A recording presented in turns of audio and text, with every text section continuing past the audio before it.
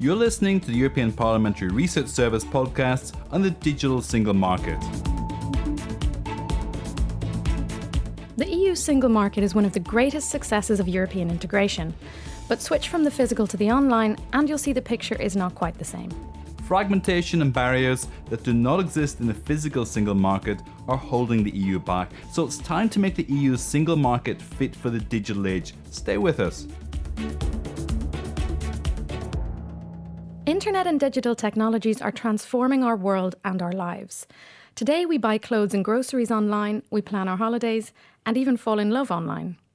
But regulatory barriers mean citizens will miss out on goods and services, and online companies are seeing their ambitions limited. So it's time to unlock the potential of a true digital single market. Recent estimates by the European Parliament suggest that moving from 28 national markets to a single one could contribute €415 billion per year to our economy and create millions of new jobs. It would also create opportunities for new startups, allow European firms to expand their business and boost their global competitiveness while fostering entrepreneurship and innovation. So is online the new El Dorado? Well, the sector is certainly performing well. According to the European Commission, its growth rate is 7 times that of the rest of the economy. And in the 10 years from 2001 to 2011, digitalisation accounted for 30% of the EU's GDP growth. Some experts also say that SMEs with an active website and using online marketing grow 4 times faster than those without a web address. Despite this, the potential of information and communication technologies as a driver of jobs and growth is far from being fully exploited in the EU. A quick comparison of EU and US figures will give us an idea of the scale of this untapped potential. Between 1995 and 2007, the impact of ICT-related investment and productivity on GDP growth has been twice as high in the US as in the EU, and the financial crisis has strengthened this trend. Furthermore, many digital economy companies in the US figure among the country's 500 biggest companies and offer substantially more jobs than European digital firms. So what's the state of play in the EU? Let's take a look. Since the mid-90s, the EU has been trying to create a more integrated digital economy, drafting new rules on e-money, e-commerce, e-privacy and data protection, copyright and digital music rights, among other areas. However, the big push came with the adoption of the Digital Agenda for Europe in 2010 as one of the 7 pillars of the Europe 2020 strategy. The agenda sets specific targets and actions to anchor Europe firmly in the digital era. But it's easier to promise than to deliver. Indeed, and proof of this is the mixed picture shown by the digital scoreboard. While the Commission is on track to complete 124 of the 132 actions foreseen in the digital agenda, only 6 of the 13 targets have been achieved so far, and 3 will surely be missed. The Commission analysis shows that the digital single market strategy was adopted at the right moment, as it can contribute to resolving many pending issues. Over the past 5 years, with the approval of the Council and the European Parliament, some of the digital agenda's actions have already been turned into EU law.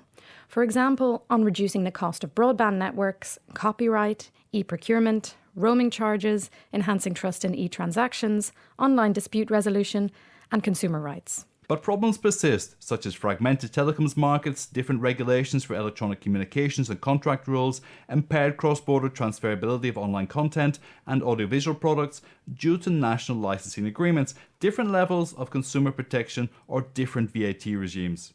On top of this, some framework conditions such as state aid, tax systems, venture capital financing for enterprises, copyright rules and e-skills gaps are not fully fit for maximising competitiveness and investment. And besides these structural deficiencies, there are different geographical realities, as not all European countries are embracing the internet with the same passion and speed.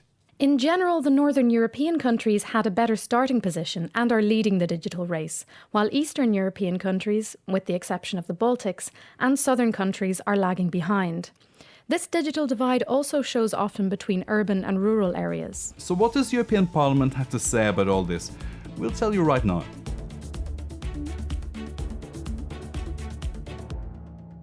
The European Parliament has long been supporting the removal of all barriers hindering the creation of a fully integrated digital single market for over 500 million European consumers.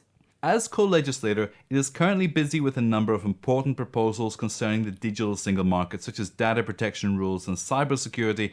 MEPs have also backed steps to facilitate cross-border e-commerce for SMEs and startups, achieve a high level of consumer protection, secure equal internet access for service providers, eliminate roaming fees, and improve electronic payment systems, to mention a few examples. To prevent online companies abusing their dominant positions, the European Parliament has called on the Commission to enforce EU competition rules and to consider proposals for unbundling search engines from other commercial services. So what has the European Commission been doing on this file? Let's move from the European Parliament to the institution that proposes EU law, the Commission. In May 2015, the curtains were pulled back to unveil a Commission strategy for the creation of a digital single market for Europe. The renewed strategy aims at boosting access for consumers and businesses to digital goods and services, creating the conditions for digital networks and services to prosper, and maximising the growth potential of the digital economy. Some of the actions proposed include the removal of barriers to online trade, such as unjustifiable geo-blocking,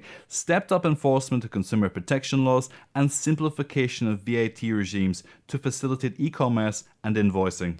The Digital Single Market Strategy also seeks to ensure access to networks, fair competition, and a safe online environment, as well as to give citizens the necessary skills to feel confident in the digital world.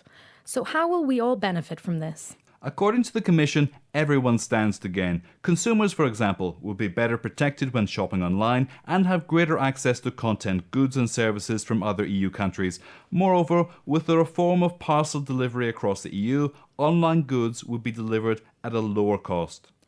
SMEs, startups and web entrepreneurs would also benefit from clearer EU-wide rules, common standards, less red tape and greater interoperability. So how was the strategy received by MEPs and the main stakeholders? Let's have a look.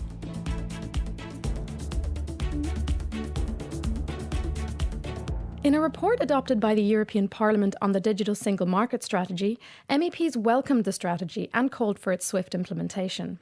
The European Parliament also called on the Commission and Member States to support a more dynamic economy, which fosters innovation, eliminates barriers for businesses, and creates a level playing field through the development of e-government, a digital investment strategy, and better access to financing. However, the European Parliament is concerned about the diverging ways in which Member States regulate the internet. MEPs have stressed that online and offline sales of digital content should be treated equally in terms of consumer protection, and that the Commission's proposals for cross-border contract rules should avoid creating different legal standards applicable to these two kinds of purchases.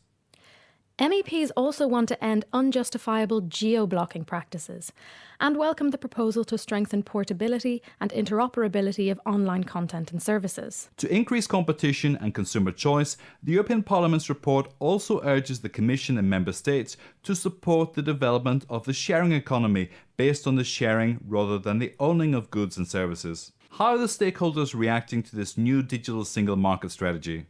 Well, in general, digital industry, businesses and consumers have welcomed it.